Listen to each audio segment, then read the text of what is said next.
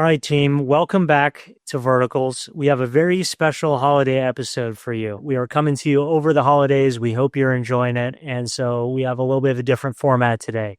Of course, you've got myself and Luke as always, but we're bringing on two partners in crime. My partner at Euclid, Omar. Omar is another longtime VC. And then we've got a familiar face, Todd Saunders, founder, CEO of Broadloom. And we are all going to hit our predictions for 2026. We're going to review our predictions from last year. And, we've got some pretty interesting takes for you, vertical and otherwise. So we hope you enjoy. And Luke, I think the guys are here. Should we let them in? Let's do it. Here we go. How you doing today, guys? Are you excited? Doing great. Yeah, excited for this. Glad to be here. All right. Well, Luke, why don't you guide us into a round of predictions here? All right, let's do it. Good to be here, everybody. Good to see you all as always. And we're going to have a lot of fun today.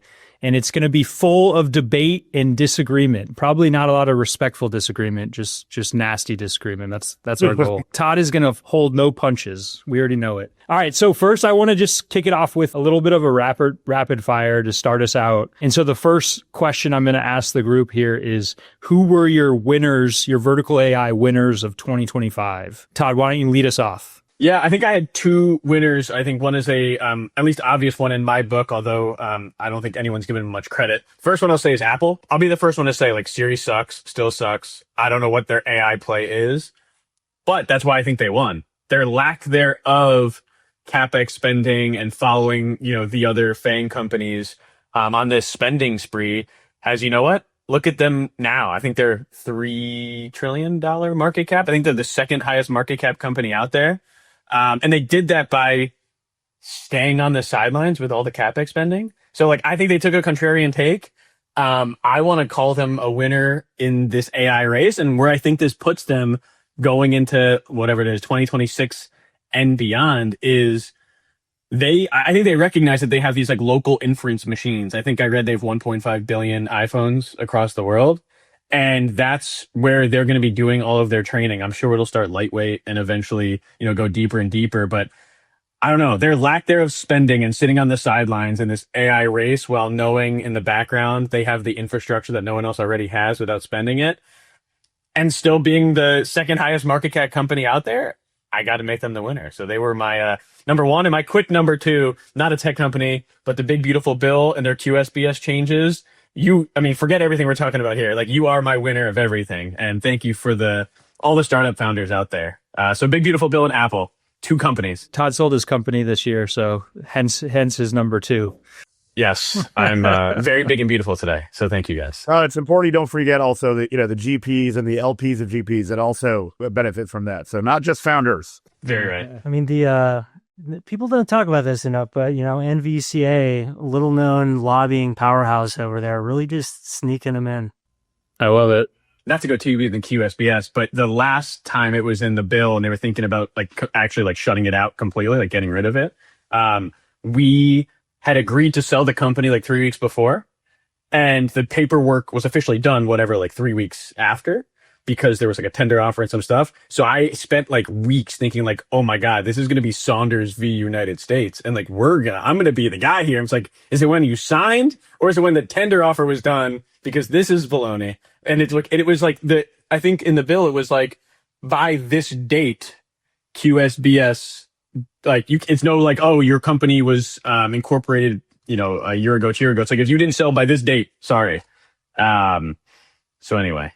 I'm disappointed we didn't get to see you arguing, making oral arguments in front of the Supreme Court. I think society would have been better off. There's still time to see Saunders v. U.S. government, so stay tuned. I wouldn't put it past it. I love it. All right, Nick, who do you got? Vertical AI winner of the year. Winner of the year, I think I'm going to have to go with maybe a combo of two, a bridge and ambiance. Ambience rather, not ambiance, although that would be a great name too. So if you guys don't know those, they're both, you think of them as healthcare scribes, right? And I think it was a unique case where maybe they did start a little bit, call it solution first, but they ran really fast. I think you saw from both of them really great partnership strategies. And, there's still some big questions. Like Luke, we talked about, the Abridge Epic thing. But look, I think these are just companies that like were way ahead of AI trend, way ahead of voice AI, and they've really cemented themselves in like enterprise healthcare systems. So, we'll see what comes, but I think you got to say that in vertical AI, these are winners, man. This is a little contrarian because even with the Epic news of coming out with a duplicative product, you're still taking them. I like it. I still take it, man. I mean, I think it's a good sign when you see a biggest player in your space kind of scrambling to copy. So I'd probably bet on them. All right. I like it. All right. Let's go to Omar, our other VC. We got 2 founders and 2 VCs on the call. Yeah, I think you guys know why Nick is this haunted house at Euclid after an hour here. So my winner, maybe non-controversially is I'd say even up. So, vertical AI for personal injury.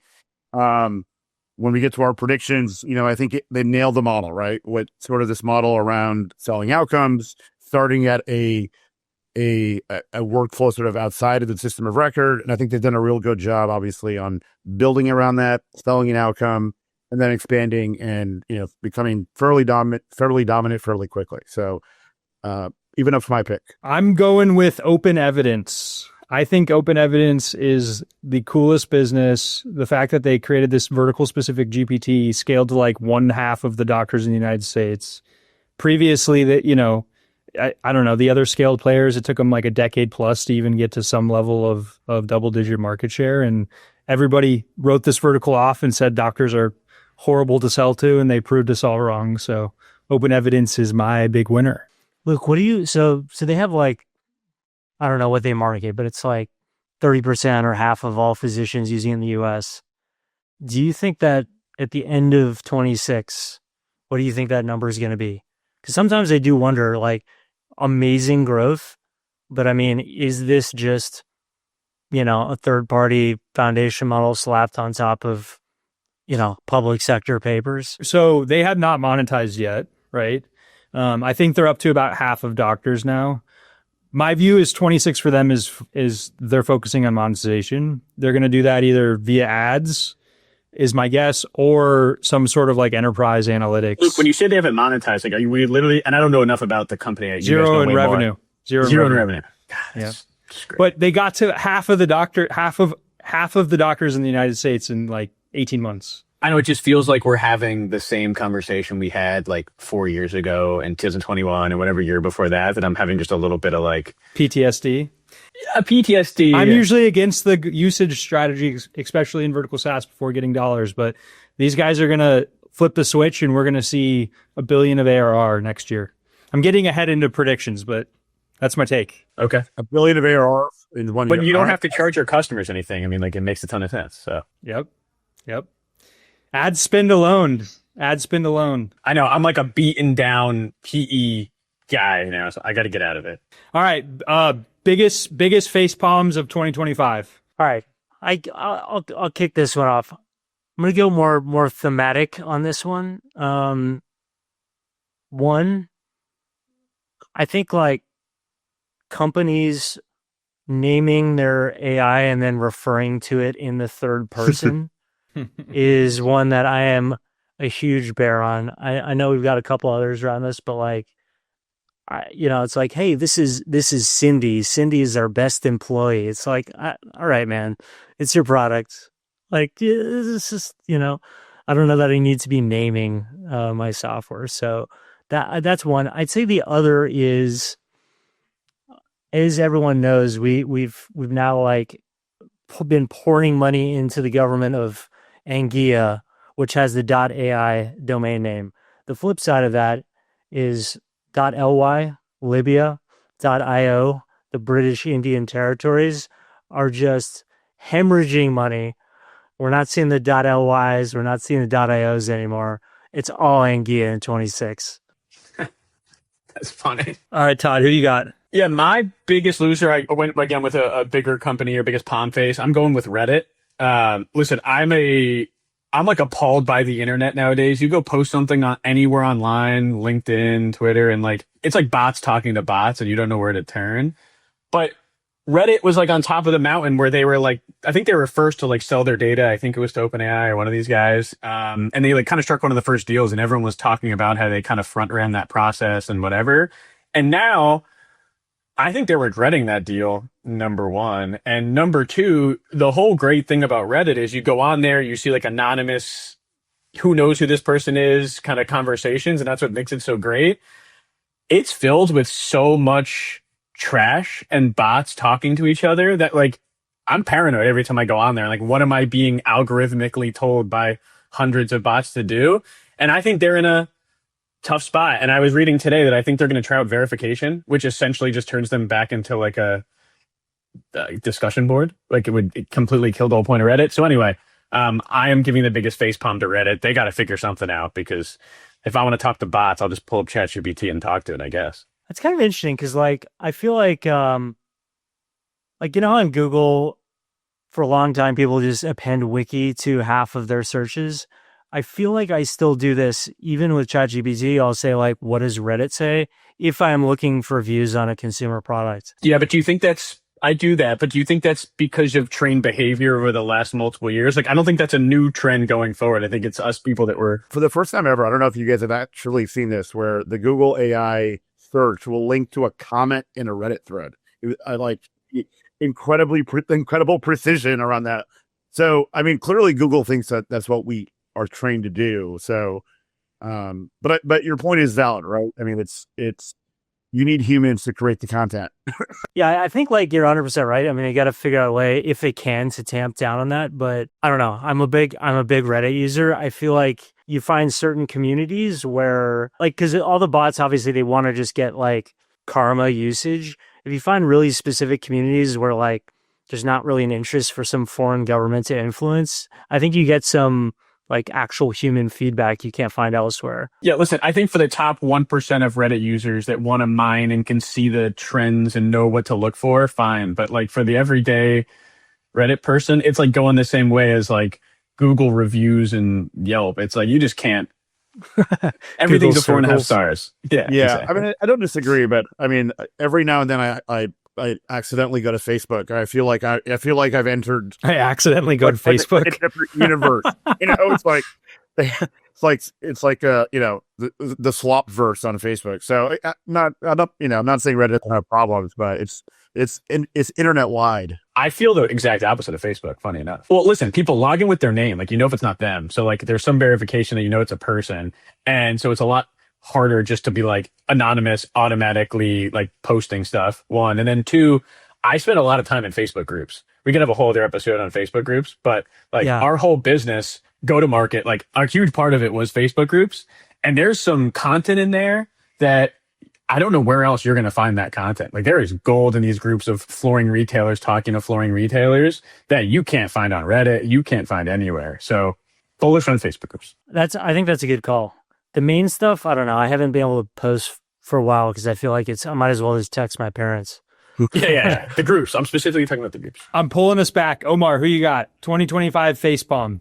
Oh man, I completely cut the thread. I'm gonna say, and a little bit pulling off of Nick, your comment about naming AI, Salesforce. I think they're both kind of public launch. Their launch of Agentforce, I think, was one of the most unintentionally hilarious launches kind of ever. You know, both the branding, the content, the usability.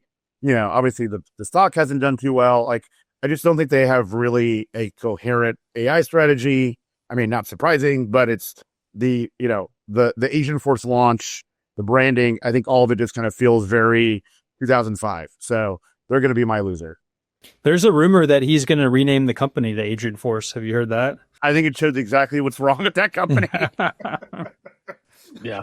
It's like calling it, it's like calling it Mobile Force. I mean, come on. Yeah. Move on. I'll round us out quickly here. So my facepalm is I cannot see another AI roll-up for MSPs. Can't see it.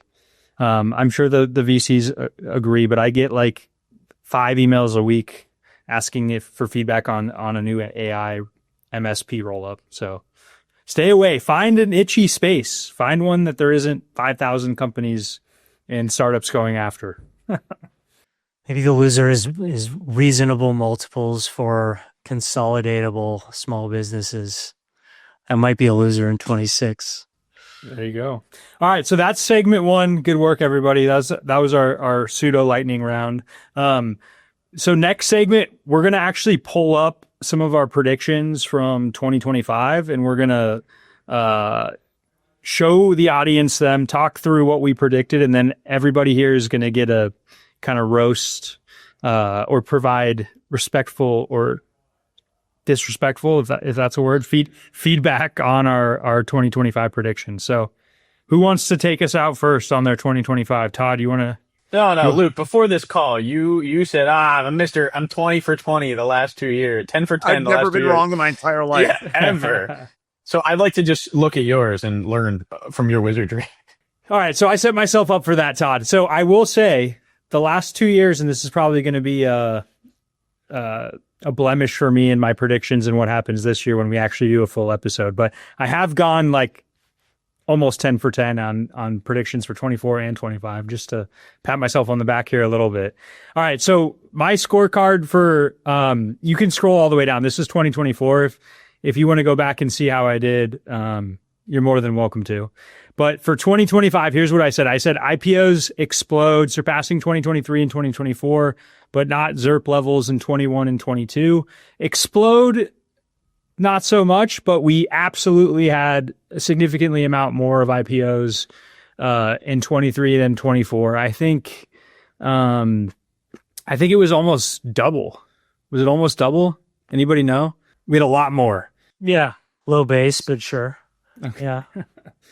All right. Number 2, I got a little bit of crickets on that one. Number 2, AI startup funding continues to be incredibly strong, significantly outpacing SaaS. That was probably an easy one.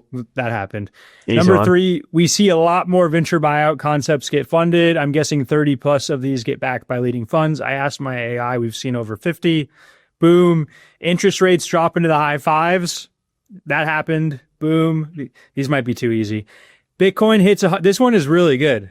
Bitcoin hits 125K plus and then dips back down to minus 100K. Did it hit 125?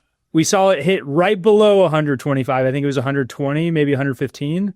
AI fact check me, and then it dipped back down to sub 100. What is that right now? It's like 90. I think it's at 90, but I think it dipped to like 83.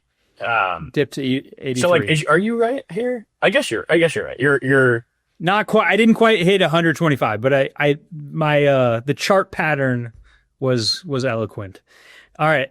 And then economy stays consistent with where it is now. Big changes happen in 2026. Still believe that. Think I was relatively on pace there. So I judge myself. These are a little easy, but I think we're probably we're batting at least an A-. Yeah, I give you directional accuracy on that. Very solid, I'd say. Not too crazy, but for accuracy, we'll bring some more heat when we get into it. Don't worry. All right, who's up next? Nick, you want to do it? Let's do it. I don't have I don't have anything so kind of well laid out in one list, but I'm gonna pull up the articles in which we made some of these. This is a little bit with you too, Omar, but I'll kind of read them off. So one, we wrote this piece end of last year, seed stage reckoning.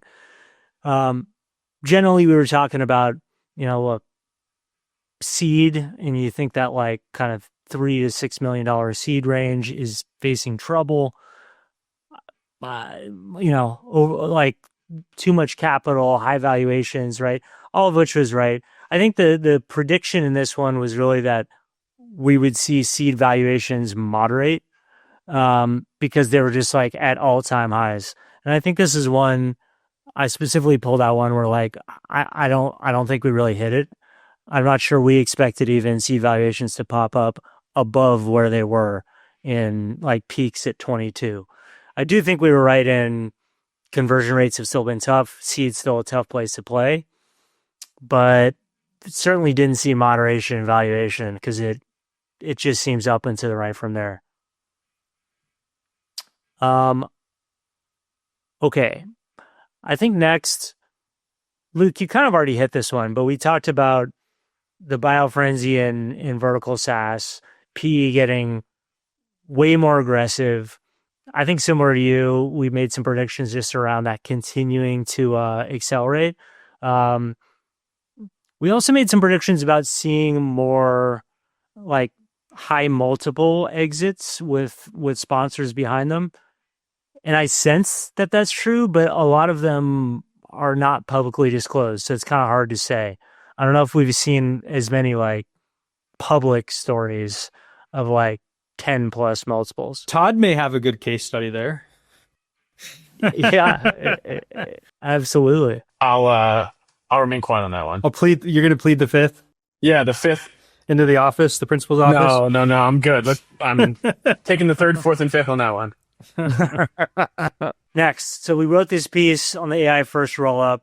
I think we were pretty early in starting to talk about this. We talk about the pros and the cons. We said we were seeing a lot of them, but our prediction really actually wasn't maybe kind of along your lines, Luke, about like more volume.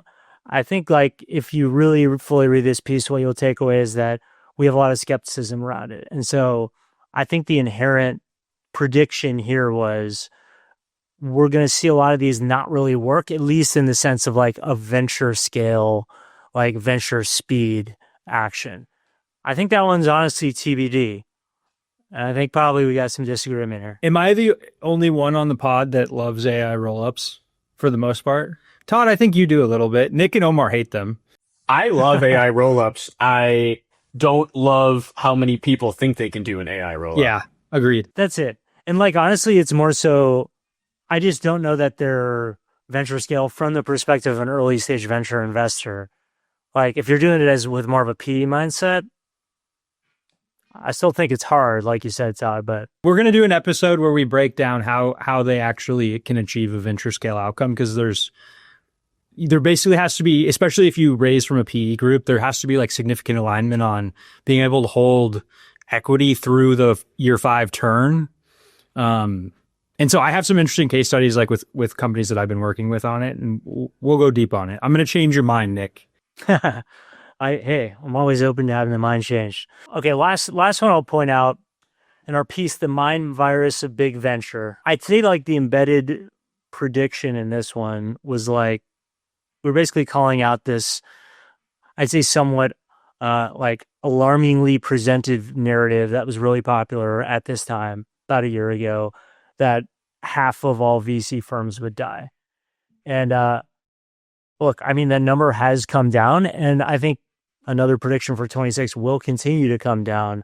But I think this concept that like overnight we were going to see just firms die left and right just hasn't turned out to be the case, right? And like, sure, there are more zombies than ever, but I think you're seeing a lot of people using this as maybe like some self-marketing. And the reality is the venture ecosystem in terms of capital has just continued to grow. And so it's going to prune, but it's not going to go back to what it was in the 80s. Love a little bit of pruning. Yeah, I don't know. I think the explosion of like solo funds and people that split off to create new funds, like at some point there's going to be a reckoning here. There's like a bubble of, there's so much good talent. I don't want to name names, but I know a lot of good talent that opened up or started a solo fund, and they're just a total zombie, and they are so much better off like getting back into either the operating seat or adding value rather than just kind of treading water and trying to figure it out. So there were people that raised funds in 21 and 22 that had no business raising funds. Sorry to say it. I'm not going to name names, but I still like, totally true. It was insane. It was absolutely insane. I think we'll see more. I guess it's like a question of what you even consider a venture fund to begin with. But I do think maybe tying this to 26, we're going to see more like not just, hey, I raised $10 million from friends and decided not to continue with it. Like that's kind of a normal in and out venture thing. I think we're going to see more, hey, I raised $100 million and then I didn't raise a fund 2 or fund 3. And I think that's coming in the next like 2 years. Yeah, totally agree with that one. Can I pivot off Nick, since all you? We had many of the same predictions, but there's a prediction embedded in this piece, Nick, that Nick just shared that I think is worth highlighting. So let me so this one, so Nick was just talking about this. I think the part that is another important prediction here that I think has unfortunately come true and gotten worse. Nick talked about funds disappearing, but I think the other part, and we actually wrote a follow-up piece to this, is consolidation, right? Which consolidation being obviously capital aggregation, right? So mega funds getting bigger. I can't remember the exact stat, but what is it? 10 funds have raised half of the venture capital or some sort of ridiculous mark. And I think the downstream effects are obviously hard to know exactly the impact, right? But our view is, two things. Obviously, it's really hard to return $10 billion, right? It's harder to do that than return $1 billion. But I think the more delirious long-term impact is actually on innovation. And the way that we kind of talked about in this piece, and again, hard to measure, but I think you see it, I think you can see it kind of, at least in terms of the qualitative impact, is aggregating around the consensus, right? So the consensus is, chasing home runs. The consensus is X, Y, and Z. You see this in requests for startups. It's become a consensus business, right? The way to win is to get a deal marked or invested in by a handful of firms. And I think it's just really bad for innovation. I think it's really bad ultimately for the ecosystem, but, its capital continues to aggregate. So I think that one, I will say, I think accurate and getting, further down the path. The other, Nick talked about the roll-up one, so I won't touch on one. The other one, and again, I don't know how to grade this one, is we came up with this, I think, almost a year ago, which was trying to define what we see as what does the AI first vertical playbook look like? And obviously not every successful business looks like this. We think most will, and we called it the sort of the authoring layer model. So, won't go through all of it. I think Even Up is a really good example of it. A bridge is as well, right? You're starting with a sort of outside the system of record, product-led wedge, and then ultimately expanding from there. So again, there are early winners that have fit outside this. We tend to think they may have less defensibility and less kind of ultimate success. So another prediction I think we feel pretty good about. I feel pretty good about. Two quick comments on that. So I think, have you guys seen that post? I can't remember. We'll link it in the comments, but there's a blog post. I think it was Jeff Lewis did it, and it was awesome. It was just saying how VC has become consensus, but if you actually look at history, like all the massive winners have been totally anti-consensus each year. And it goes all the way back to like Airbnb, Uber, right? All these things like very anti-consensus. So agree with you there. The second piece is, I don't know if you guys have noticed this, but I feel like there's this bifurcation happening where you see seed stage announcements that are like 1 to 5 million. And then you see seed stage announcements that are like 20 to 30 million. And there's like nothing in between that.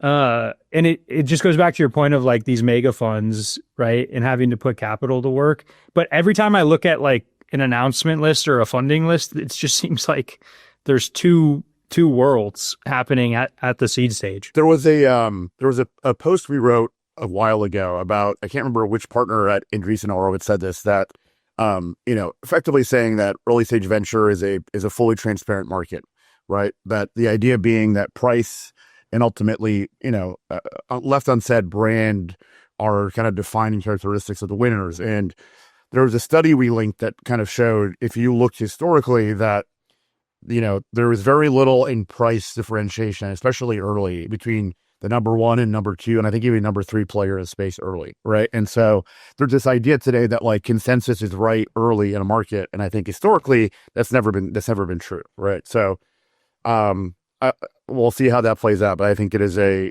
incredibly bold proclamation that is just fundamentally really hard to jive with actual empirical data. All right, Todd, take us home. How'd you do? I'll try to make it quick here. I know we got a lot to cover.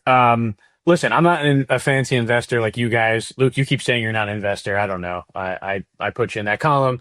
So anyway, Ouch. No fancy. Ouch. Sorry, man. You're both. You're a hybrid. You're this unique. You're a unicorn. There's probably a name for that. But I'm not going to go through all 9. I'll name a few that I thought were interesting. The second one here, buttons are dead. UI, UX is too. Listen, I don't think buttons are dead. When I was writing this, I was thinking about like, the whole time running Broadloom, never signed into Salesforce. Instead, I had an agent, aka my agent was our director of ops, and I would just ping him and be like, this is what I want to know. Can you just tell me?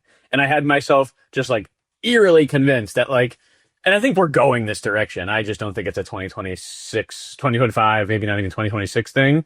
But like, why do I need to know to click reports and then click down and then do this and then do that to find the customer's information? And like, I can't figure it out. At the same time, we ran an ERP that took customers forever to get onto and really forever to get trained on. And I'm sitting there being like, why can't they just like ask this thing to do it for them? Why do they need to know where the buttons are? So buttons are not dead. Are they making their way to be diseased?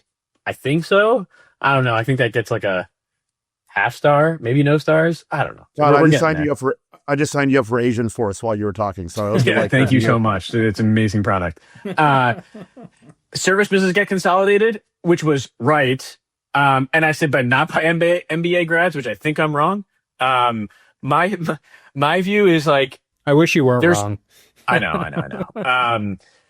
There are these like really, so the first company we bought was a company called Floorforce. John Weller was running it, and shout out to John. And John has like been doing it for 10 years. He was a former flooring guy, started a flooring website business. And I thought that his persona, and there's a lot of these in flooring. Like if you look at the top 8 software companies, 7 of them were previous flooring retailers or in the flooring industry and just happened to stumble upon it. And then you have like 20 or 30 in the flooring industry. I'll call them like coaches or like celebrities that like are launching one-off software for themselves or like have coaching businesses. Somehow became like a influencer. It's probably a better word than a celebrity.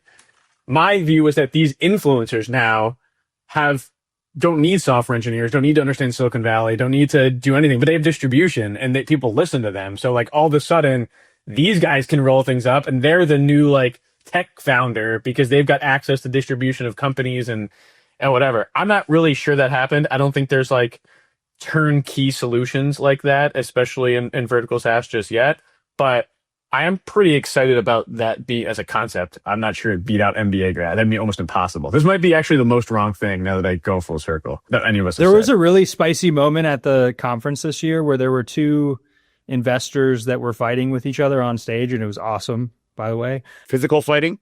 Not physical, verbal, intellectual sparring, as we call it. They were sparring on, do you only back folks that know the industry? And Todd, I think this is right up your alley. So I'm curious to the VCs, Nick and Omar, what's your take on backing somebody like somebody who knows the industry, comes from the industry, or backing somebody who's an MBA grad or a private equity guy? Or This is actually a really interesting one. We've been talking about this a lot because I think if you had asked us a couple years ago, we'd probably have a different point of view. But I've actually think that we've seen the like MBA, PE, VC founder do really well over the last year. Like I would peg that as like a winner of 2025. Not to say like, look, by and large, we're backing domain experts, whether that's, out of vertical software companies or sometimes from industry. But I think sometimes you just have people who are, incredibly high horsepower. Maybe they did get that industry depth through an investment or through focusing on that space.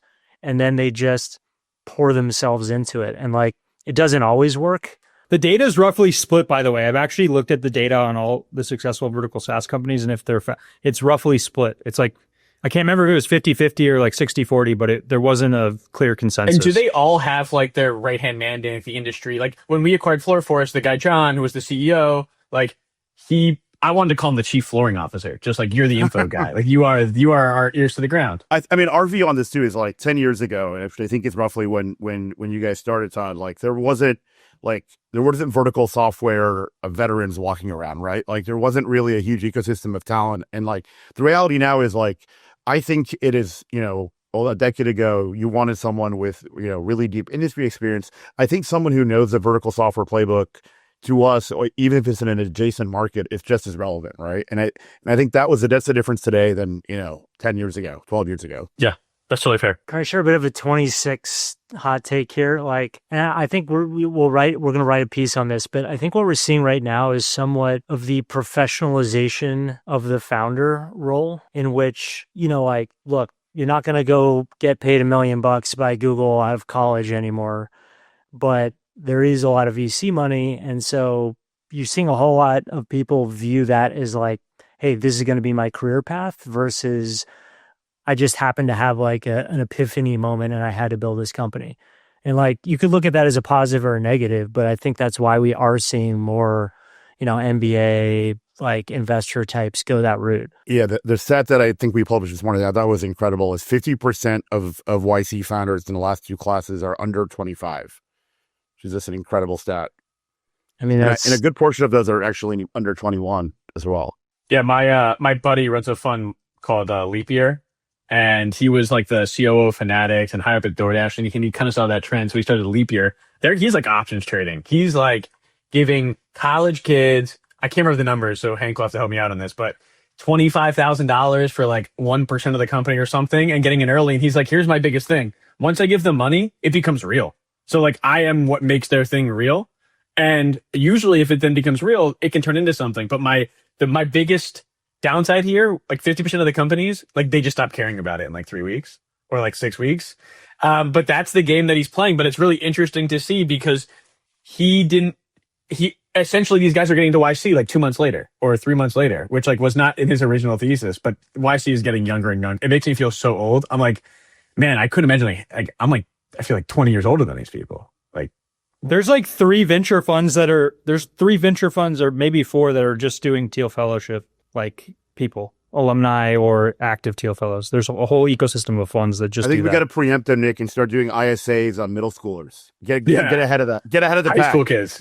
Yeah. We gotta find kids once they graduate middle school. Oh gosh. Oh man. There's some labor laws there you probably gotta watch out for. Well, I think if you can do it in basketball, right? You can do it in just call it NIL money, you'll be fine. Yeah. We're sponsoring you for vertical software. All right, that's our wrap. I think all pretty relatively well. We'll grade each other at the end of 26, and we'll have kind of a clear list, and we'll see how we did. But good first pass. Some winners and some losers there. All right, so kind of our final chapter here of the pod. We've got 10 questions that I sent out to these guys ahead of time around their 2026 predictions. So our first prediction, biggest vertical AI winner of 2026. It can be a company, it can be a sector, or it can be a theme or some combination. I'll go to Omar first. Euclid portfolio, obviously. Beyond that, Omar's mustache. Yeah. My facial hair. Let's see. I'm going to stick with my initial answer. Even up in kind of the even up model. I'll follow it up. Maybe no surprise given my earlier predictions, but I think clinical healthcare. So, not even necessarily big health systems, right? But anywhere you've got 5,000 plus practitioners, I think the opportunity is absolutely unbounded, even with everything we've seen. And a lot of the big names so far have been focused up markets. So I think that's going to be a big winner, not just for venture fundraising, for returns, for exits, but hopefully for economic and lifestyle impact. So I'm a big bull on that one. I'll go a little different direction. I think industry wide, I'm really interested in GovTech. I think it's hit a breaking point. I think say what you want about the current politics and administration. I think there's all these people joining, helping build better software for the government on a national level.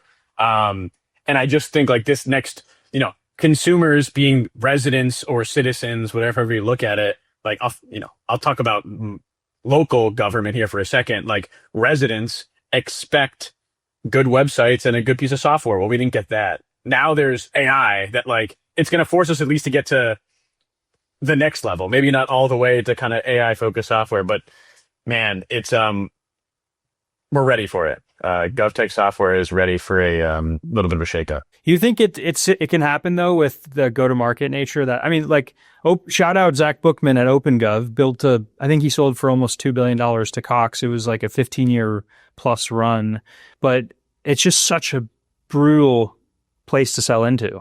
You still think that clears the way with AI this year. Yeah, but listen, like you say that, but if you were to ask any investor and look at like what's the most important metric, I think a lot of people will look at retention as like the key metric, just as much as kind of velocity and growth. And like from a retention standpoint, there's probably not a better industry. So like, I don't know, if you have patience, I think there is. And I just think demand from the consumer citizen side of things is so disjointed from where we're at today. Like we're another leap further that it's inevitable. Like it has to happen. So yeah, I'm excited and bullish that can hopefully make all of our lives better. I'd love to see it. All right. My vertical AI winner of 2026 is going to be GCAI. So I love GCAI. I think it's a killer company. We've seen the growth with like Harvey and whatnot, but I don't think the usage is as strong as, as it can be in a general counsel role inside of a company. And so I just love the approach of selling specifically into GCs at businesses and not law firms. It makes a ton of sense to me. I think this company can be bigger and better than the folks going after just like law firms. I think it makes a lot more sense inside for in-house counsel. And so, they went 0 to 10 million, 25. I could see these guys going 10 to 100 next year. I think like the corporate focused, I think like what's been interesting to watch is that just Harvey came out, I think kind of primed everyone to think that legal tech was whatever sells into the top 100, law firms. I think stories like GC have been really interesting to show that there's like a whole lot more surface area to legal tech. Yeah, totally fair. All right, next up, biggest vertical AI loser for this year, for 2026. What do you got, Todd? I will take Service Titan. I know a lot of people there, so like I'm sorry that I'm going this direction. Listen, I just think that product has so much margin and pricing pressure on it, and they took the direction of like, okay, in their industries, HVAC, plumbing, whatever else, they're getting rolled up. So they went up market. If you look at their product, it's like more complicated than ever. They went up market and they started to focus on where the money is. Totally fair. And they're now focused on these like bigger roll-ups. But now it's like every day I see a new HVAC. There must be 1,000 HVAC softwares, and they're putting extreme pricing pressure on Service Titan, and they're all a lot easier to use. So I'm going to put Service Titan as my biggest loser, where they used to be the like sexy, easy to use product, and that was like their whole thing. And now they're like agent force of, vertical software here. That's an interesting one.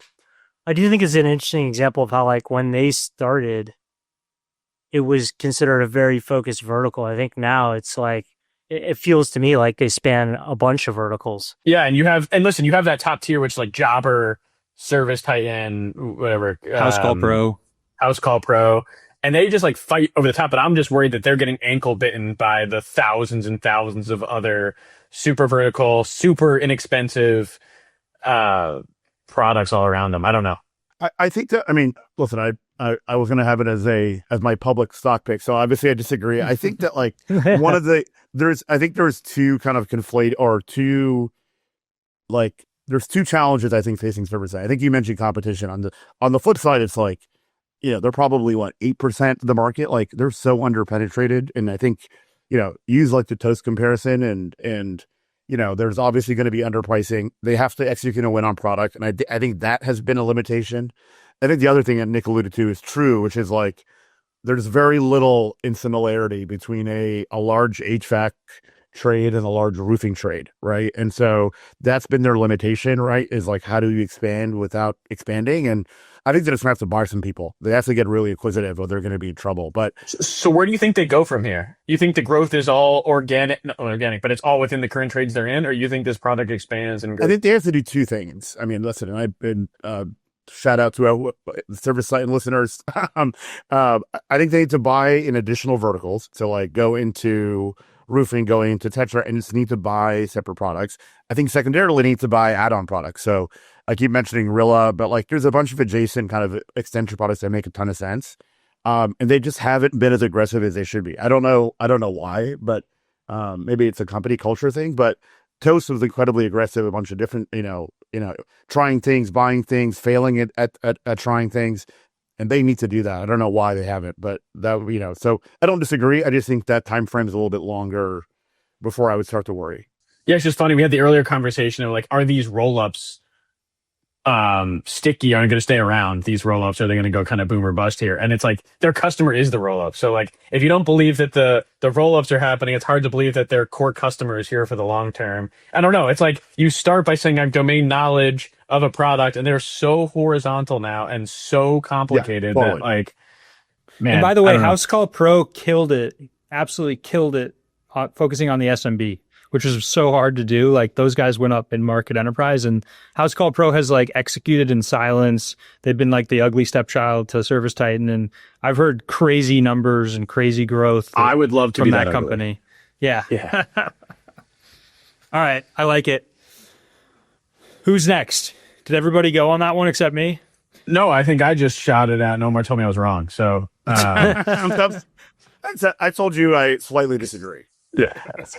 Luke, you want to jump in? Yeah, I'll go quick here. So mine is, I think we're going to see a few other like very clear case studies around point solutions getting taken out by system of record.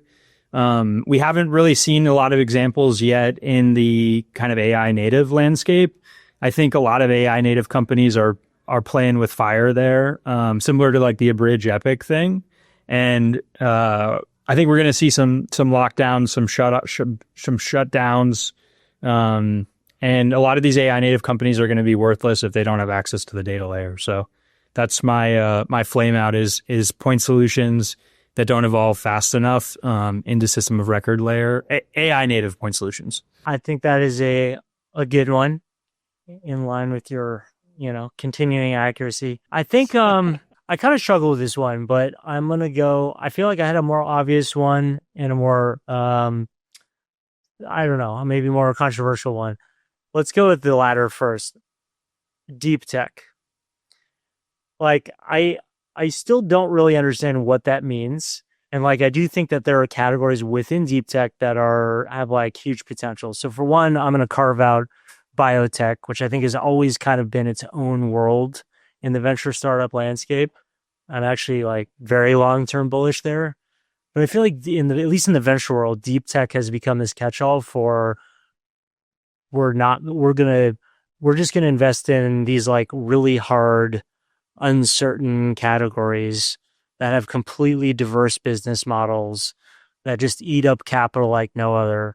And I don't really get it, to be honest. And like, look, I may get proven wrong by continuing government subsidies, but I think there's a reason why software and AI, which is software, does so well, at least from a venture perspective, right? Low marginal cost of growth. So I think we're going to see a bit of a pullback from that. Somewhat related, I think a little bit less controversial, climate tech. Look, I think there's still huge endemic generational trends that are real here, right? Like solar adoption, storage, etc. And like very bullish on those. But I think both of these categories, I mean, one, climate is obviously, speaking back to the triple B, got hit really hard with a lot of the, ITC pullbacks. But I think these are both categories also where there's just like in 21, a huge wave of capital that went out behind these categories without a lot of thinking of like how much liquidity is there in a 5 to 10 year time scale. So I'm going to go with that. Obvious. The climate is obvious, but I mean, come on, deep tech, that's no responses on that one. Okay. I agree. I was nodding in approval. Those are so clearly like so hard. I'm preaching to the choir. Every time I hear deep tech, I'm like, I'm not smart enough for this one. Oh my god, my brain's gonna hurt. All right, I'll quickly add on mine, which so I think the first one I'll go with is what I call sort of copycat vertical AI. So like 2 years ago, it was Copilot for X, Y, or Z. Trying to kind of the top down enterprise knowledge. I think the last 18 months we've seen Scribe or Note Taker for X, Y, or Z, right? Just replicated over and over again. I think more recently we've seen like Receptionist for X, Y, and Z. Like, look at any of the accelerators and look down the company list, you'll see probably those three repeated over and over again. We have a piece that came out today talking a little bit about this. Like it may work with, with enough capital and enough branding, and, you might get some traction, but we just don't think those are durable businesses. The second one I'll say, and, or maybe repeating this frequently, is roll-ups. And the reason I say that is, I think the idea of a roll-up fundamentally, right, is one of financial engineering, right? You buy assets, you put them together, you do some magic to make them more valuable. And obviously, the more capital that goes into a strategy, the higher the asset price is, that margin, that delta gets shrunk. And so, it's obviously, still a drop in the bucket relative to PE dollars, right? But I think, again, the more money that starts chasing these assets, obviously, the less performant the asset does. Yeah, those are both spot on. I want to say that I disagree with either of those, but Guys, we're not doing a good job disagreeing here. We need more controversy. I disagree with the roll-up take. Like, I think if they are structured appropriately and engineered appropriately, I think the roll-ups can't have venture scale dynamics. I think the problem is you have this like wave, and I had a call today where, people are just starting with AI roll-up and working like backwards from that, or they're starting with vertical AI product and working backwards. And I mean, Todd talks about this all the time. Like, you can't start with that. You start with like a problem. You start with the customer, and then you find the best vehicle. And I think AI rollups make sense when there's a significant like software graveyard. Like, it's proven time and time again that you just can't penetrate this market with software. And the way to overcome that is to buy the underlying asset. And ideally you get all the PE financial arbitrage stuff you're talking about. But if you structure it the right way, you're actually bringing in like a net new product that was unable to get adoption via a SaaS go-to-market motion. And now you have something like really interesting. So I'm with you on the roll-ups. I'm not sure I'm with on the VC outcome roll-up part of this. It's a lot more capital intensive. And listen, there's some industries I think it could work. I think we've talked about a few of them, but like on the most part, I think you could be great businesses and great exits. Can it be venture scale? Todd, here's a good example. Did you guys see the news on Newfront yesterday? Newfront Insurance, OG, AI rollup, before AI rollup was even a thing. Founders Fund backed them, I don't know, like 8 or 9 years ago. They raised $250 million. They just sold for $1.3 billion yesterday. And create venture scale returns for everybody. You think, do we, is it though? Do we know? They sold at 18x EBITDA. Yeah. I mean, they raised 200 to 300 million. Seed stage investors got in 8 or 9 years ago at what? 25, 50, max 100. Like, we're talking double digit, MOIC. Yeah, fair. I guess it's when they raise it. Go ahead. Was that a roll up in the traditional sense? I mean, they bought, I think they did a bunch of de novo stuff, but they bought a bunch of stuff too. Yeah, no, that's fair. We need a whole separate AI roll-up episode. It feels like we could go deep here. All right. Next time. Who's up? Did we go through everyone on that one? Yeah, we did. Yeah. All right. Next question. Who fastest path to 100 million plus of ARR, whether it's a wedge product of specific vertical? What's your guys' take here? I have an easy out answer. I just go quick because mine's a quick one.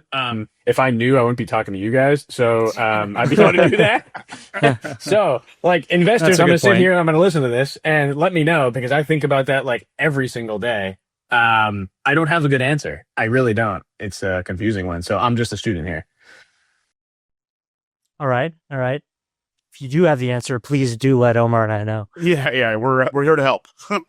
So I'm gonna go with retail, and I see two angles that I think could be interesting. I mean, for one, I think obviously I don't know the form factor either, but I do think considering what LLMs have unlocked and what they're good at, considering how big the kind of fragmented retail market is, considering what we saw with Fair, these things can scale really quickly.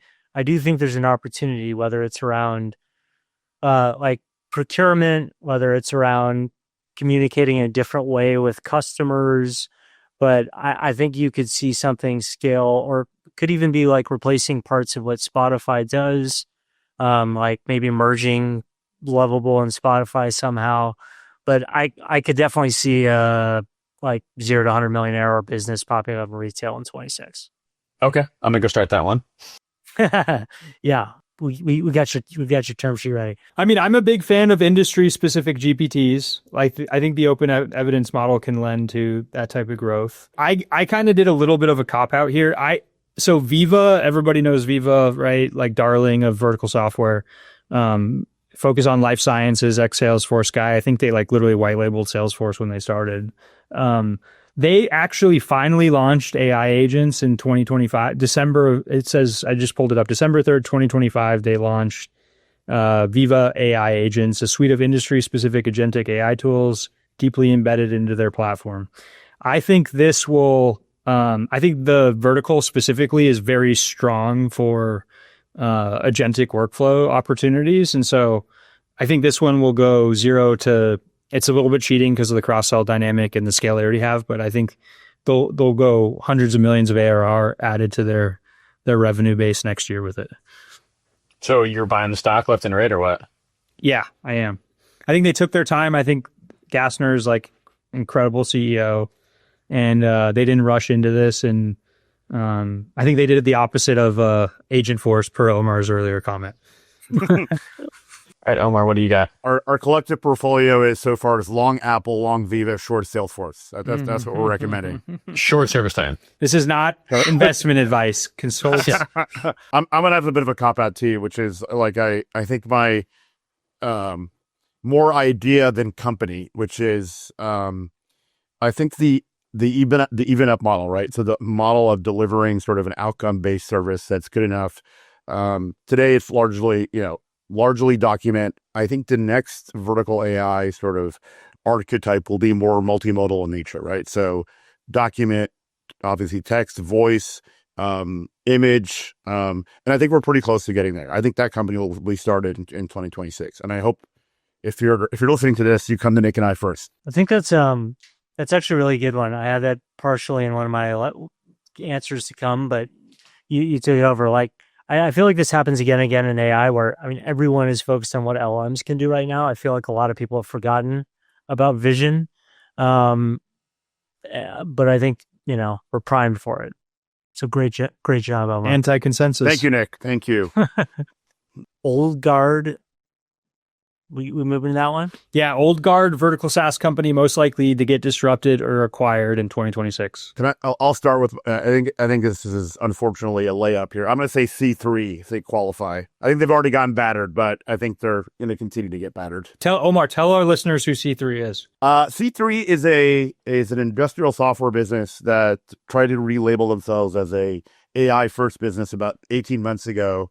Had a wonderful run in the AI hype and has been unfortunately unable to deliver growth, performance, or anything relating to kind of product. So a bit of more of a stock and branding issue. But if you look at their numbers, poor retention, they have super high customer concentration in like utilities, I think is the big category. And so they're going to get unbundled very, very, very quickly. Right, they call it. The CMO is getting fired. He had a great idea. Product didn't follow. I think they actually went from C3.ai. They got the domain name. Great domain. That's all you need to do to rebrand. Yeah, and I would actually argue the CMO maybe gets raised and the chief product officer gets demoted. Who knows? Although I don't even know these people. You can only polish a turd so many ways, right, Todd? Yeah, exactly. I'll do mine real quick. Mine is, again, a layup, but like DocuSign, I look at that business and I just do not understand what is going on there, why they need that many people. There's now so many of these that are free. I know they maybe offer a little bit more compliance and some integration work, but that's all going away. I wrote something earlier where they are a great acquisition. They need to get battered some more, which I think we all know they're going to. And I think they become a great acquisition target. I think DocuSign something is just a noun. And I think that's valuable. And I think there's some weight there that other things don't have. But that product has I haven't looked at their market cap here in a while, but like What's the headcount too? Look at their headcount. It's like 3,000 or something. It's crazy. they do DocuSign market cap. Yeah, it's just there are so many alternatives out there today. It is unbelievable that let's see, year to date they're down 21%. I guess not too bad. Could be way worse. Where do I have there? Man, this AI browser thing that you just had me down at the beginning of this is not helping me, my man. Short AI browsers. Oh my God. Let's go long Google, guys. 14 billion. So Yeah. And they're doing what, 3.5 billion of ARR, right? yeah, I think it's like 2.8 or something, but yeah. But come on, like when's the last time any of us, we sign documents all the time? Does anyone here use DocuSign recently? I mean, I'm embarrassed to say I still used it use yesterday. DocuSign. You DocuSign something? It's free. I mean, I don't use it enough. I think we actually have a paid subscription, Nick. I hate to tell you. Okay, in all seriousness, I tried to figure out. I spent about an hour 2 days ago trying to figure out how to use the Google Sign feature, and it literally didn't work. Like I know there's a lot of free tools, but for some reason the Google Sign one, if you're listening, it cannot figure out how to add a signature and send it inside of a Google Doc. I'll go next year. I got Blackbaud. So Blackbaud closed a couple days ago at $63. Market cap $3 billion. It's only growing 5%. It's like the definition of bloated and legacy. I think it's going to get taken out by Vista or a big PE fund and take it private this year. It's like long overdue. Can't believe it actually didn't happen this year. So that's my 2026 pick. I'm actually amazed they're still public. They're still public, to your point. I thought they'd gotten bought a while ago. Didn't they merge with someone? So public. Still there. Didn't they buy Pluralsight, or am I misremembering? They bought their main competitor, which I can't remember what it was, but There's so many good like modern upstarts, even like growth stage players that service nonprofits. It like blows my mind that they're still like chugging along. yeah, 100%. When I was an investment banker about 20 years ago, the first company I ever worked on was a company called Convio. I think got eventually bought by them in the nonprofit space. So it's been a market for a while. There you go. Small shareholder, getting some liquidity 20 years later. Yeah. I think on mine, it was kind of hard to pick, but I think I would go with Power School. They're late in the cycle and not public, but recently taken out by Vista. I just think that they're kind of sitting at this like lightly defensible system of record layer for schools. You're seeing Magic School, School AI, et cetera, like not go after it just yet. But without knowing too much about it, I feel like it's an eventuality that we're going to see more education AI and like people are going to start going after them. So I feel like it's not an easy distribution problem to solve, but Luke, I'm sure you have some insight on that one. I don't comment on education. Yeah, Jack, I was going to say no comment. All right. 2026 IPO that will print money for retail. I'm going with Anduril. I think Anduril goes out next year. DoD budget's ballooning to $179 billion in R&D, and they've got multiple billion earmarked for AI autonomy. Anduril is like, a prime candidate. I think they go out, and it's they got to go out, I think, with this administration. And I think 26, if not 26, for sure 27. Yeah, that's a good one. And that's listen, the defense tech is hot. So I could see that going quickly. And I guess my question about Anduril, and like, I'm curious to see, there's been so many of these like secondaries and like layered on SPVs. I'm interested to see like the unwinding of all of that and where that actually ends up for everyone. Nothing, it could still be a good company. No idea. But it's so funny seeing the Twitter beef on SPV of SPVs. Yeah, it's crazy. I'll do mine real quick. Again, no idea if they're going to go public or Google do this, but I think a Waymo spin out is on the horizon here. I think Google just takes their medicine. It's now like a behemoth of a standalone company. Google has now figured out their AI play that I don't think they necessarily need to kind of sit behind Waymo. You look at the usage numbers of these like autonomous vehicles in California and Austin, whatever, Texas, it's out of control. Like the fact that we still, the fact that we still think like there's going to be people driving cars around is just, especially when it comes like Ubers and taxis and transportation. Like I just don't think it's there. I feel like the tech's already there. Like why can we just get to regulation? Deployment? It's regulation. And I feel like Google held on to Waymo for a long time, although like pre-breaking themselves up is probably the right idea. It's a big enough company. I think my hot take is like they waited to make sure they could get through this AI thing with Gemini and make sure they don't like eat their own business, which now I think they have a clear path to who they are, that they can step out from behind Waymo and let it go have its own wings. And I think for retail, like retail loves things that they use. And the first time you get into one of those Waymos, you're like, this is sick. How do I buy this stock? And even though the thing's been around forever. So I think it's going to be eaten up. Retail's going to love it. And they could do very well. Good one. Yeah, it's a great one. And one you can get in on right now. Just buy a little Google stock. Yeah, exactly. Yeah. It's an interesting one too, because I feel like a lot of the country has not had that experience.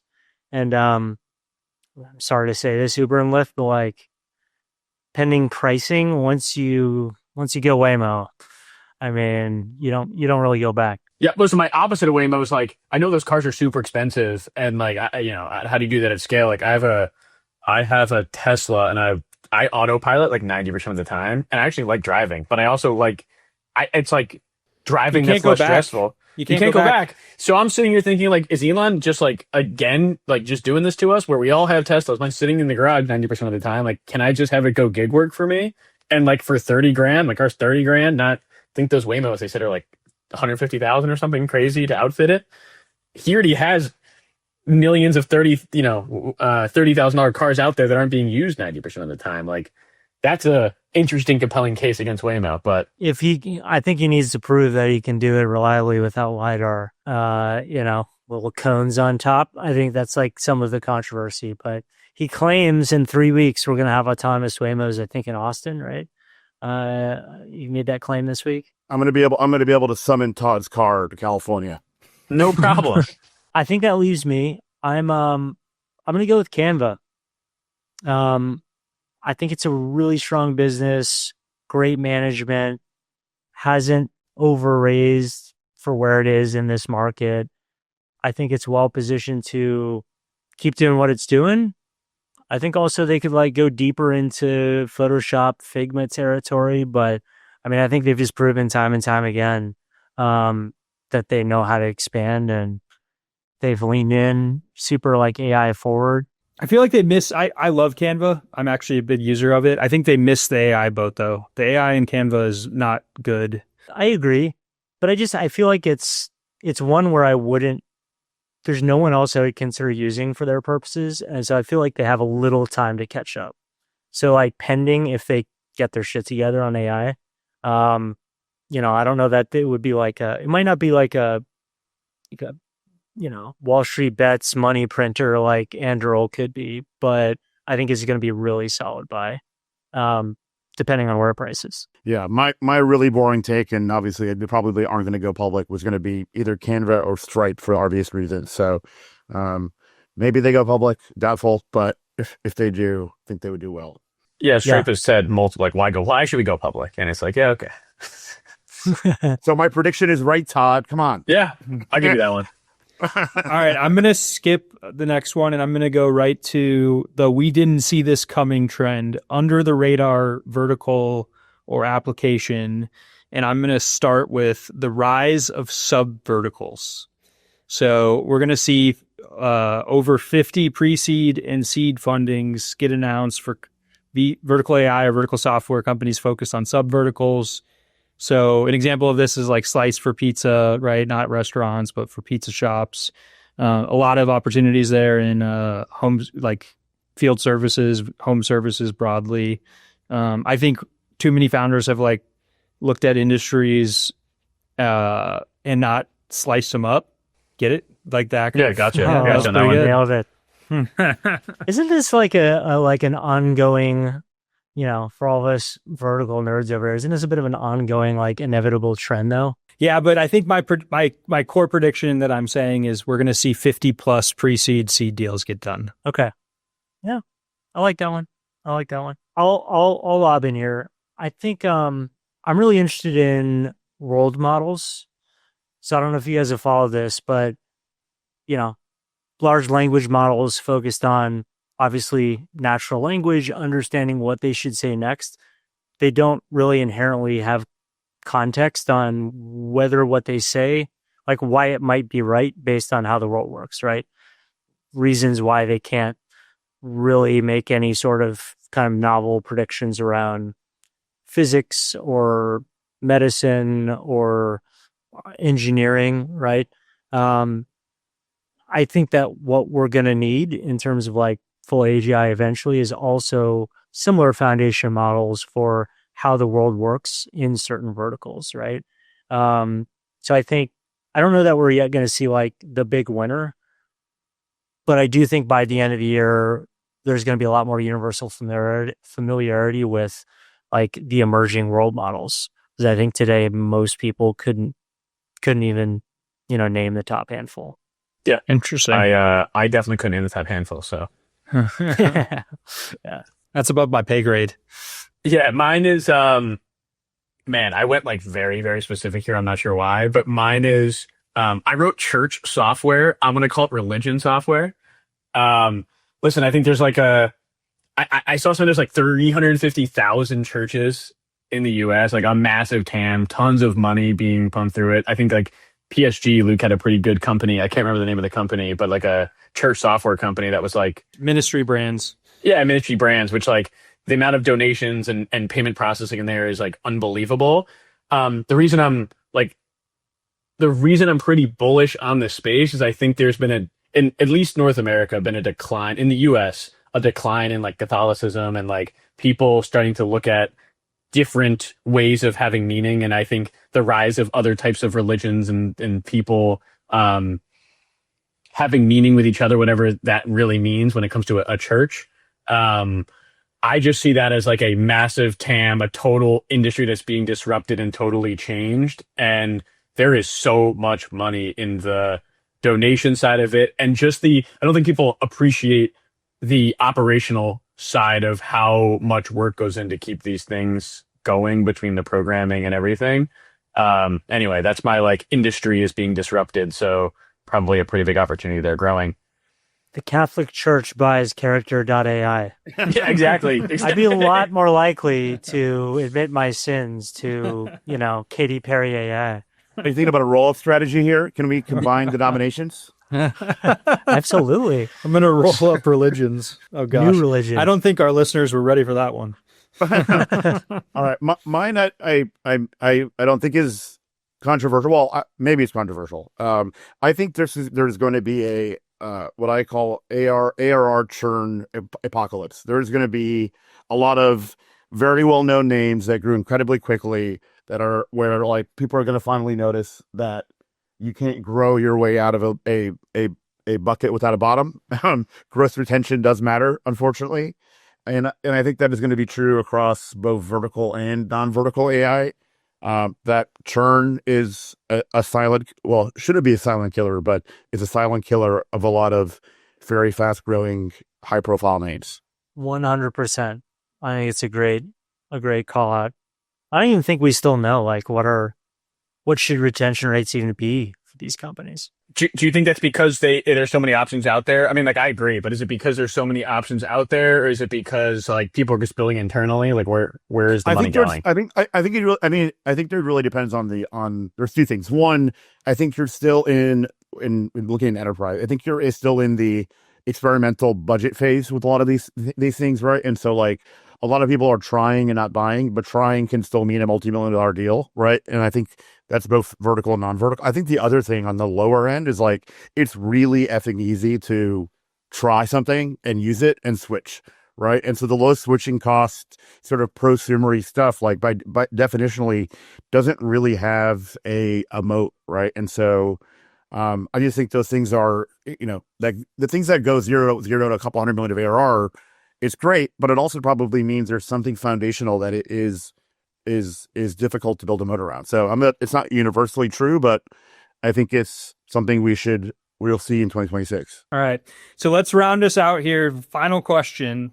And it's going to be a two-parter. So part one is you have to pick a number, the number of billion-dollar vertical AI companies. So vertical AI companies that get unicorn crowns. For context, there were 43. There were 35 from my AI research. Listeners, correct me if I'm wrong, but I had 35 vertical AI unicorns that got crowned in 2025. You have to pick a number for 2026. And then dark horse prediction, wild card prediction. It can be on any topic, anything you want. All right, I'll go first. I'll say my predictions for billion dollar vertical AI companies. So going from 40 or whatever to 100. So I don't know, almost tripling. And then my dark horse prediction is Nick will follow me to the dark side and grow a mustache. I don't know if you've seen the single picture that exists of me with a mustache, but my wife has, and the internet demands it. if Nick. you want controversy, you'll have to apologize to your lovely wife. He won't have a wife if he does it. She said I looked like Super Mario. Is that good? Is that bad? No one does. You're Southern European, so That's true. That's true. You can be my Luigi. All right, I got to think on that, Todd. Todd, can you? Yeah, I mean, listen, the number is an interesting. Like, I'll take 101 because then I can take everything above what Omar did. That'll be my answer. So like if we're playing closest it's to so like petty, Wheel I of love Fortune, it. yeah, it's like yeah. But my dark horse prediction, and I don't know how dark this is. I just tried to pick something that I think randomly could happen. I think HubSpot buys Day AI, if you guys know that kind of upstart CRM. It was started by Chris O'Donnell. I think he was the chief product officer at HubSpot. HubSpot's done not great in the markets. I'm not sure they have a clear. I know they've launched a lot of AI products. I don't think anything is stuck, and it's been clear that they've now become like an AI leader. I think they see what's happening to Salesforce. They're an innovative company, a product first company. I think when you have a hot CRM that's AI first sitting on the market where your chief product officer is the founder, your former chief product officer, you can bring them back to kind of lead you back to glory. It's like a great, well-rounded founder story along with, bringing AI back to HubSpot. So HubSpot acquiring Day AI is my hot take for next year. It's a good one. Nick, you want to go or you want me to go? Go for it. All right. I have one. Okay, so my number, I'm going with 72 vertical AI unicorns. I'm not doing the petty take like Todd. And and then I've got one prediction that's vertical focus and one that's not. So my prediction is a small AI market correction, no bubble burst, small correction, a little bit of taking medicine, but not substantially. So I think funding wise, valuation wise, it's kind of where it is, maybe 10 to 20% either direction, but no crazy fall off or acceleration. And the rationale there is I think Trump gets his interest rates down with Powell going out. I think usage is incredibly strong, which is different than other bubbles. I think capabilities on the technology front continue to grow. We've seen crazy acceleration just this year on like AI capabilities. I never would have thought I could spit out a beautiful PowerPoint with AI, and this year was the year I was able to do that.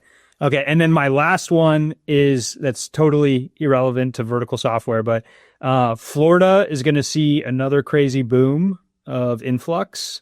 And no, I'm not Keith Rabois, but the reason why property tax gets pushed, note property tax or some variation of that, whether it's first-time home buyers or first-time home buyers plus seniors, gets passed in November. I asked AI what the likelihood of this was a year ago. It said it was like a 5% chance. I asked it before our pod. It said it was a 40% chance. You don't think tax comes from somewhere else? Like, is this just a naming convention where tax comes from thing, though? I mean, yeah. So I went deep on this. So basically, if he does just homestead properties, which is primary residence, it's like I think he's got like $36 billion or something in that range, like 30 to 40 billion that he has to find elsewhere so that the schools still get funding, local communities, blah, blah, blah. If he jumps the tourism tax by like 1 or 2%, he covers the bill there. Oh, And I don't think people are going to stop coming to Florida because there's a 2% increase when they check into a hotel. Just me. Yeah. Okay. I like that. It sounds like you're trying to really pump up your real estate there. I don't think I have that kind of influence, Todd, but we'll give it a go. all right. So I think numbers like, look, I do like your number. I mean, I think I'm like more bullish in general for unicorn creation in 26. I think we'll get back, I don't know, I would guess like 150, 160 unicorns overall. So yeah, I think 65, 70. I'll go on the conservative. I'll be on the conservative side of this. But obviously I'm still betting this is like doubling minimum. Because vertical is representing more than ever. And then so our final element is what? Just like general prediction or deal prediction? Go crazy, go nuts. Any prediction, Dark any hot horse take. prediction. Wild card. I think, my dark horse prediction is that the federal government launches the equivalent of a cryptocurrency and Bitcoin surpasses 150,000. We can hold from your mouth to God's ears, please. Well, I mean, you have Luke, the king of guessing where. Luke, we got to get your opinion on Bitcoin because you claim to have called the 125 to 90. So you're 10 for 10 guy. Is that okay with you? 150. I can't pretend to know a lot about cryptocurrency. I mean, I have a good amount of it, but I think I don't know. I think interest rate pumps. I think we'll see 10 to 20% lift, but not much more. I think we're just seeing there's like structural, look, whether or not you do or don't like current administration, they're structurally very friendly to it. And a lot of their initiatives still actually haven't come to fruition yet. So I think just in terms of like making it easier for people to invest, look, we just saw like, first major traditional payment platform and MasterCard, start accepting them. Like at some point, I do think we'll hit a just like usage and mind share, like trigger that will drive a 50% bump. Dude, the headline tomorrow, Euclid partner calls 70% 1 year increase in Bitcoin, man. It's gonna be cover of the Financial Times. Oh, I didn't tell you we're a crypto fund now. So Yeah, I mean, all right, guys. all right. why not? Well, thanks for being here. Thanks for a beautiful episode. This one was a lot of fun, and we're gonna make it an annual thing if this group is up for that. So we'll check back this time next year and see how we did. What does the winner get?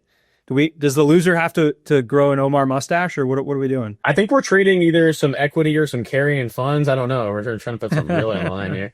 They lose their QSPS. Oh God. All right, thanks for having us. All right, Yeah, guys. thanks, guys. All right. Thanks. All right, see ya. Yes. All right, everyone. That is a wrap for today's episode. We've got some spicy takes there, some not so spicy takes. We're going to see how we did. Hopefully better than last year. Almost certainly half of them will be wrong, but it was a whole lot of fun. Hope you guys enjoyed it. As always, a big end of year shout out to Paraffin. We are, coming up on a couple months into verticals so far, and just a great reminder of the partner that makes it happen. If you're a vertical software founder out there, you should check out Paraffin.